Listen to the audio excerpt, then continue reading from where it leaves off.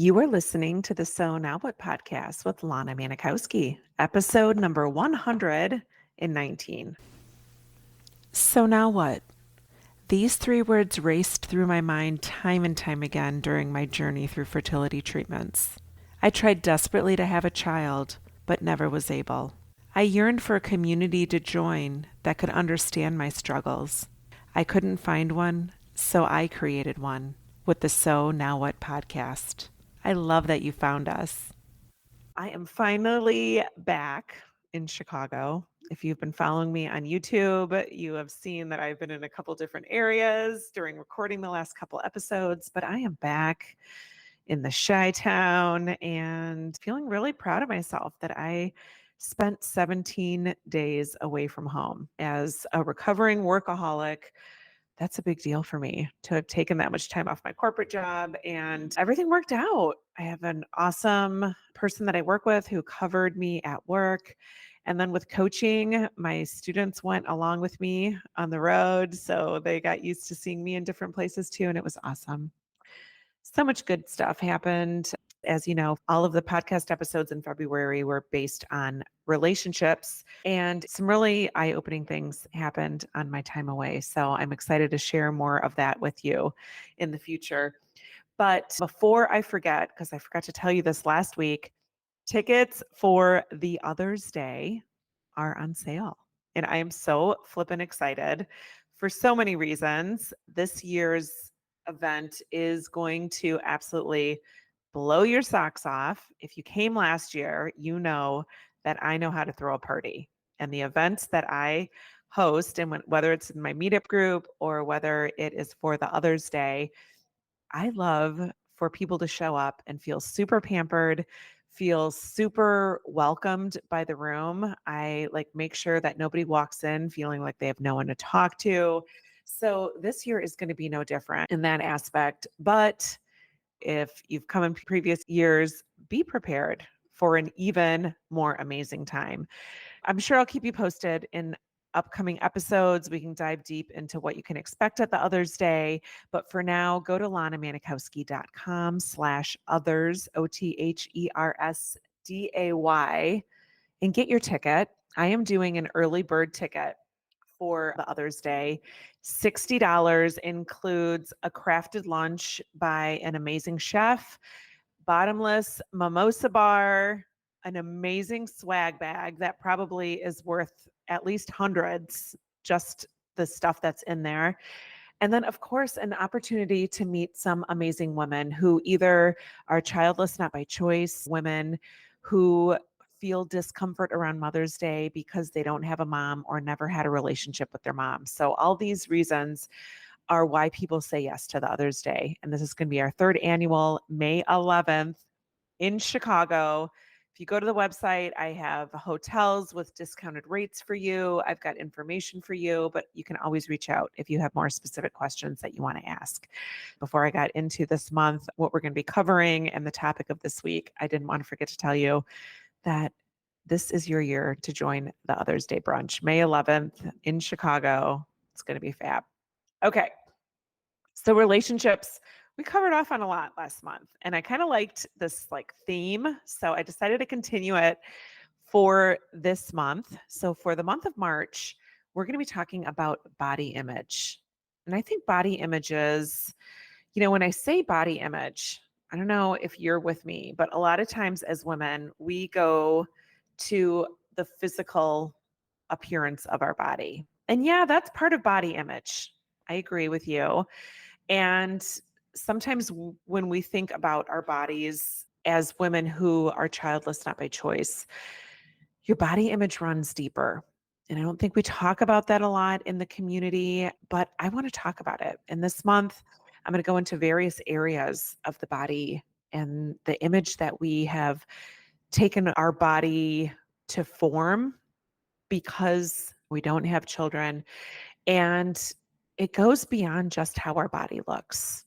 When you are childless, not by choice, or childless after infertility, there can be many areas that have you feeling maybe disconnected, maybe have you feel disappointed by your body. And I'm going to just do a quick overview of those things this week. And then in upcoming episodes, we're going to dive really deep in this. So if you're listening today and something resonates with you and you want to hear more about it, send me a DM on Instagram or email me at hi@lanamanikowski.com and tell me some things that come to mind for you, because I'd love to include them in upcoming episodes. So when I think about body image, yes, it's maybe how we look in the mirror to ourselves physically. Sometimes it's what size you wear. Sometimes it's measurements of your body. So, like all these things that are attributed to the physical appearance of your body. And I think it's greater than that. I think there's a lot of us that maybe believe our body internally is broken. Maybe when you think about your body image, you are thinking about these parts of your body or these organs that you have or these hormones that are supposed to get us pregnant and work the way that they're supposed to, and they're just not responding in your body the way that you thought they would. Your body image suffers when you think about your body being broken, but it's common. When we tried so hard to have children, it didn't work out for us. The image of our body not working right is a real thing. There's a lot of us that really feel like we did something wrong or our bodies failed us. There's also people who maybe have some autoimmune diseases or some issues that have affected their ability to reproduce. And you might be walking around thinking that your body is broken. Your body didn't work right. Your body isn't showing up for you. Also, when we think about comparing our bodies to what they looked like before our infertility journey and what they were able to do before our infertility journey, and we're judging our bodies a lot for what they have and have not done for us, in addition to how they look now in relation to how they looked before. If you know anything about me, my weight loss journey is what brought me to life coaching. So I'm going to dive deep into that this month, just talking about the weight that came on and affected not only my ability to see myself as somebody who was valuable, but just looking at myself as such a disappointment that I could let my body go. After so many years of going through fertility treatments, I got so disappointed with how my body looked because the way the hormones were affecting my body and my relationship that I created with food. So we're going to talk about that this month. Also, your body image as it compares to people with children. There's a lot of women who look at their bodies and compare what women's bodies look like, or historically we expect would happen to them after children. Maybe what you can see on the outside with stretch marks, but internally, there's a lot of women who suffer from vaginal prolapse, from stress urinary incontinence after carrying a child, and how we compare ourselves and our bodies and thinking if we didn't get pregnant, and we look at women whose bodies maybe don't look like we've been socialized to expect a woman's body, and you're not watching me on YouTube, know that I'm doing my air quotes, our bodies are supposed to look. So maybe there's been times when you've been like, oh, what's my excuse for my body not looking the way I think it should look? Or in comparison to a friend who's got a rock star body, and you're like, oh my God, look at her body. She's got 4 kids, and here I am. Like, what's my excuse that my body doesn't look, air quote, airbrushed, magazine, all these things that we've been socialized to expect our body to look like? Our body image also maybe suffers because of how exhausted it is, and that we judge our body for not being able to meet us where we mentally thought we should be.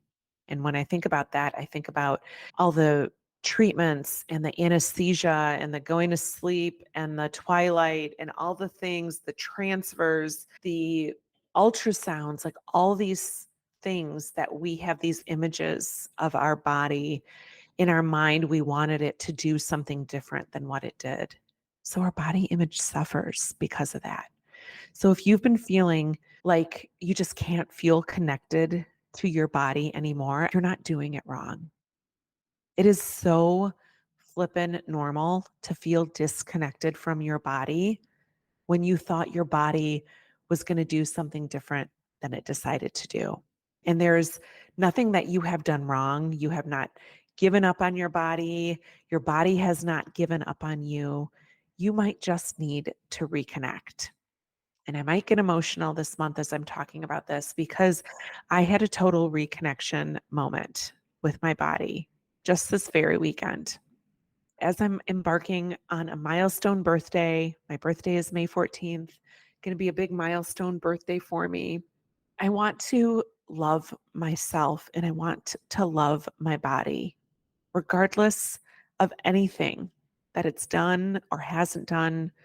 And I want to really look at my body and ask it what it's looking for from me, how I can love my body without having to change one thing on the scale, not having to change a size of clothing that I wear, not having to produce a child, not having to do any one thing.